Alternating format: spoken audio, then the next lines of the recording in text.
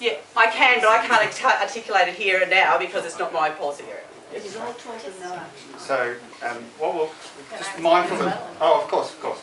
But I'll be quick. Jenny, okay, Jenny, go first. I was just going to say, I think that there is a real challenge in this area where we see the seat of Newtown, which is clearly going to be a contest between the Greens and Labor for this new electorate versus the broader landscape of New South Wales politics.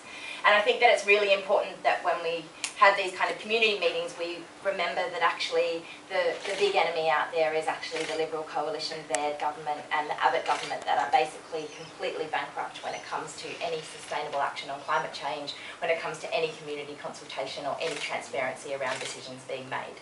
I think that unites a lot of people in this room. It unites a lot of people across the electorate of Newtown. The reality is that the reason why I'm a member of the Greens and why I have consistently been active in the Greens is because I have been consistently disappointed by the Labor leadership to show any strength when they are in government to make the decisions that represent and align with the values of local Labor people in relation to the things that we all care about. And that's where I think that we're going to have a challenge between the idea of what kind of values do we want to elect to represent us in the seat of Newtown.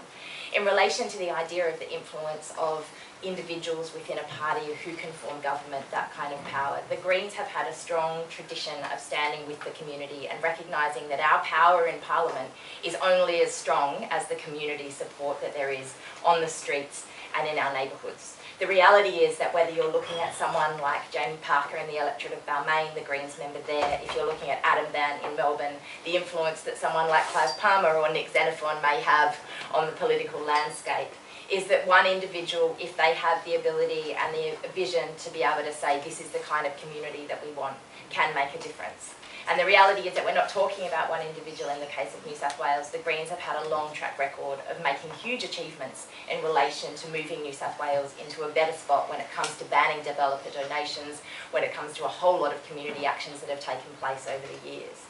I do think that we need to keep in mind, though, that the bigger enemy is the Baird government, but we also need to recognise that we had a very long time of a very, very problematic Labor government in this state. And the idea that just because the Liberals have done even worse in relation to not paying attention to the community, that we would be satisfied with just a return to the same old Labor government isn't enough for me, and I don't think it's enough for the people that are progressive within the seat of Newtown. So mindful of the time, we'll have 2 more questions. We'll wrap up and then there'll be an opportunity to stay and to look and watch Gavin's presentation or short video solutions. So I'll have one take a couple maybe as a mix. Yeah, sure. So this one question here first, and then a second one at the back in order, and then they can be answered by the 2 candidates, if that's where they're headed. I'm going to suggest 3 options which may or may not have already been considered: either water transport, flexible working hours, and upgrading the Newcastle airport and the fast train from Newcastle to the city. Have they been looked at? Are they viable options? Okay, and we'll take the second question as well. It's over here. Yeah, I've just come to this, so I don't know, I've never sort of dealt with this before, but does this have a website? And if it does, you're saying that other places had similar sort of gatherings as well. Some of us might want to go to these other gatherings, and perhaps it might be a good idea to put it on the website to say where all these places are having their gatherings, so that we can show a support as a group to say, well, hey, you know, whether we're west or east, we're against this ourselves, and so we can, make it a bigger, because other people have got different ideas as well. So. There's a question here about alternatives, and then talking here about community involvement and how to be engaged. Jenny, would you like to deal with that one first? Yeah, deal with sure. those first? Just to say that I think in terms of the alternatives, wouldn't it be wonderful if in the lead up to the election we had in front of us the business case and the Westconnex proposal, we had in front of us the various other plans, and we could have a discussion about the alternatives for investment in public transport and solving the transport needs of Sydney in the lead up to the election. The unfortunate reality is that that's not what it's looking like. What it's looking like is a battleground over who can commit which roads where and which tunnels go where. So yeah, we should have those conversations about alternatives, and I think that looking a lot at the work that Eco Transit and other transport advocate groups in the inner city have done is really important, is really important. But I also, just in relation to alternatives, I think we need to look at the idea of what is driving the decisions made by the people that are making the decisions. And that to me is the fundamental concern about this, is that whether we're looking at, if you're looking at the idea of Westconnex from the idea of ecological sustainability, you would not go ahead with the Westconnex project. If the drivers for the Westconnex project is about profits for certain individuals or certain companies, then you might say that that is a viable business case. And I think whatever transport solutions we look at, we need to look at the fundamental key drivers for what is the decisions and what are the alternatives that we're discussing and whose interests are they in. Just in relation to the No Westconnex action groups and the various groups that are around, there are groups, and probably the easiest way to keep track of them all is through Facebook. So there are a few different groups around, and Matt and Gavin will be able to give you the details. Someone's getting you on a sign-up sheet now, I can see.